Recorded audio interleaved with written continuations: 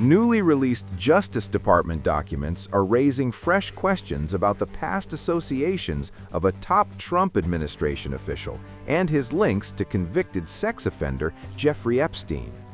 Records made public Friday show that U.S. Commerce Secretary Howard Lutnick once planned a visit to Epstein's private Caribbean island years after he has said he cut ties with him.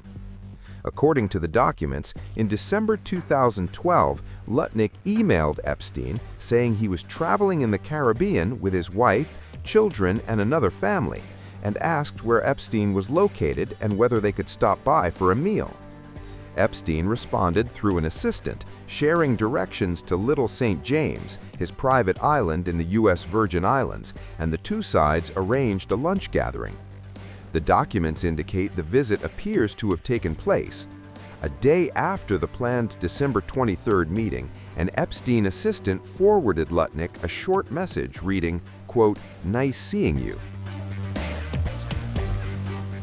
After the document release, Lutnick declined to discuss the matter, saying he had not reviewed the new files. He said, quote, "I spent zero time with him." The disclosure is significant because Lutnick said in a podcast interview last year that he and his wife cut off contact with Epstein around 2005 after a disturbing visit to Epstein's New York mansion.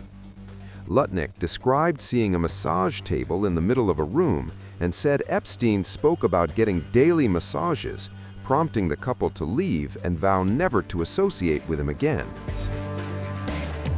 In that interview, Lutnick said, quote, "If that guy was there, I wasn't going," calling Epstein disgusting. But the newly released emails show contact continued years later. In November 2012, an Epstein assistant had already reached out to Lutnick, passing along phone numbers so the two could reconnect. Travel emails also show Lutnick's wife said they would arrive in the region aboard a 188-foot yacht named Excellence. The records further suggest their paths crossed again after that trip. In 2017, Epstein contributed to a charity dinner honoring Lutnick.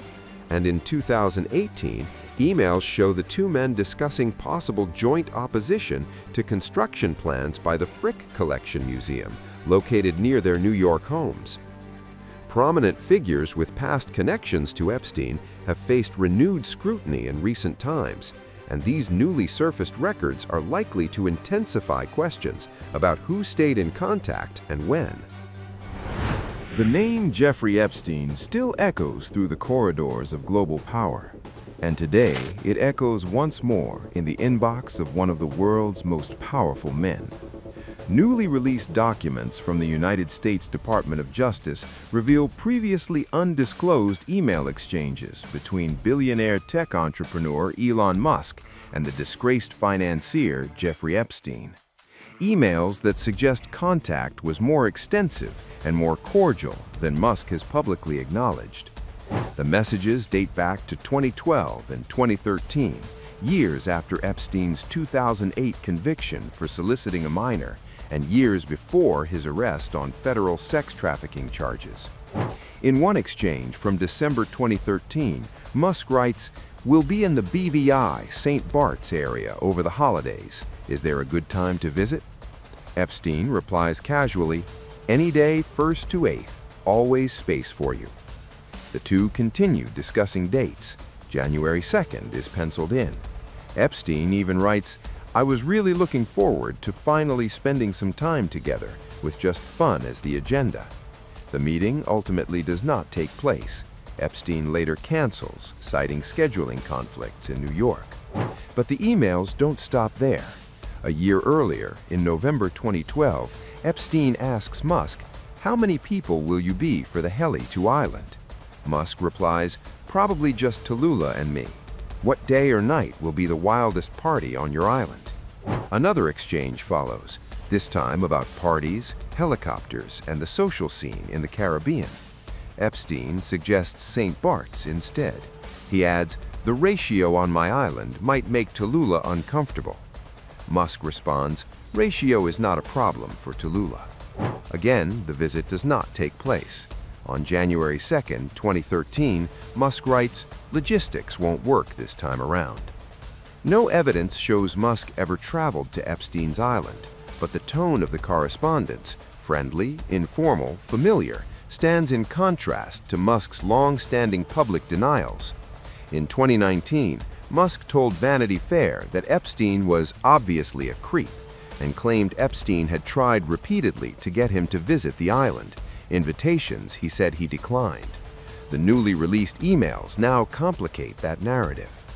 The documents also include references to a possible lunch meeting at SpaceX in 2013, coordinated by Epstein's longtime assistant. And separate messages show Epstein congratulating Musk after a SpaceX rocket launch, followed by friendly back-and-forth emails. Whether those meetings actually took place remains unclear. What is clear is that Musk has repeatedly invoked Epstein's name to attack others. He accused Bill Gates of hypocrisy over Gates's past connection to Epstein. He publicly suggested the U.S. president's name appeared in Epstein files before deleting the posts. Yet when his own name surfaced, he called it false. The emails are part of a massive release of nearly 3 million Justice Department documents, shedding new light on Epstein's web of contacts, a web that has long ensnared politicians, financiers, and tech titans. Epstein was found dead in his jail cell in 2019, officially ruled a suicide, a death that fueled global suspicion and unanswered questions. Now, years later, his inbox is speaking again. And once again, the shadow of Jeffrey Epstein stretches toward the highest levels of power, forcing uncomfortable questions into the open, questions that refuse to stay buried.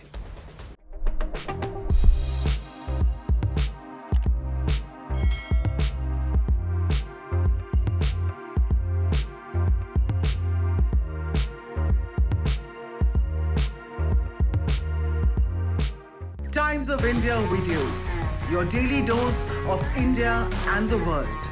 Global news, different views, and sharp analysis. Pressure of expectation from your fans, your supporters. That is often served as a backdrop for several Bollywood. You're not a brute majority anymore. If you individually take out Aide. Making sense of global conflicts. Tracking the new emerging world order. Strike on Israeli military bases. A multi-pronged. To stay out of harm's way as Israel started bombing targets across. Understanding changing alliances in a polarized world. Tune into TOI videos for all this and more. Click on the bell icon to subscribe and never miss an update.